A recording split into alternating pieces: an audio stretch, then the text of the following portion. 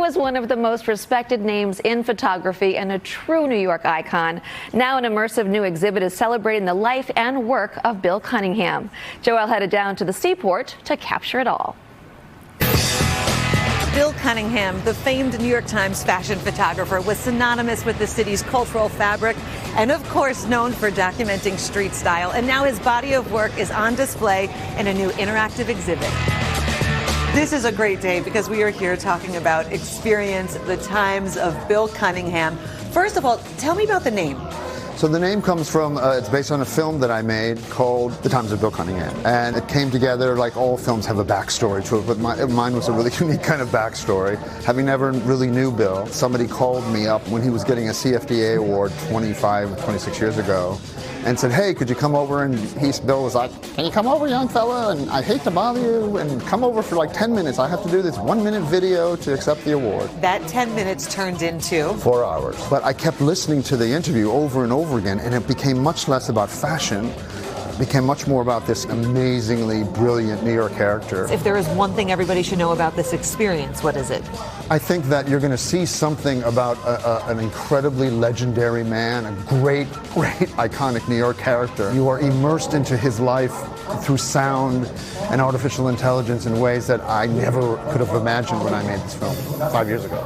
Here we are. This is where it begins, Mark. Tell me, what are we looking at? It just feels, it's amazing. You're standing next to these life-size pictures that are much more dynamic than you would if you just saw them in a museum. And there's a bike path, as you will see, that takes you through the whole experience. And there's a crosswalk over here. Can you just tell everybody also the significance about the crosswalk? There's so many pictures of people like having to jump over puddles or ice or snow, and that's really what the significance is. Yeah, that's so cool. And then right over here, I see those crates that are synonymous with Bill Cunningham and his apartment. Here's a guy who lived in the Carnegie Hall studios. He slept on a foam mattress on top of all of his pictures next to all of his filing cabinets every night for 40-some years. Could you imagine? I will never complain about my mattress ever again. This is where Ed Schlossberg and his team have done an amazing job of really taking you on this journey, but having things happen that certainly would never happen in a museum. As you see, these lights and these images of Bill's are now blown out into a much brighter way, and they're being displayed on our backs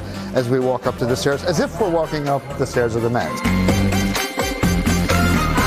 Tell everybody about some of the people that he photographed. He never saw the person first. He always saw what they were wearing. And a very famous story that in 1979, 1978, he saw this woman wearing a beaver coat. He started snapping, and then realized when he got back to the Times that somebody said, do you know who that is? That's Greta Garbo. He was like, no, but the coat's fabulous. I love it. Let me ask you this. If there is one thing everybody should know about Bill Cunningham, what is it? He could cuss like a sailor. So the exhibit ends here with this, iconic bicycle and his blue jacket on. But that to me, I think is, and everybody that's been in here has found it to be the most emotional part of the experience. So for anybody who wants to experience the Times of Bill Cunningham, they can come down to the Seaport. This will be running through October 30th, so don't miss it. How do you want people to come dressed? Dress for Bill. Dress for Bill, just like you have, girl.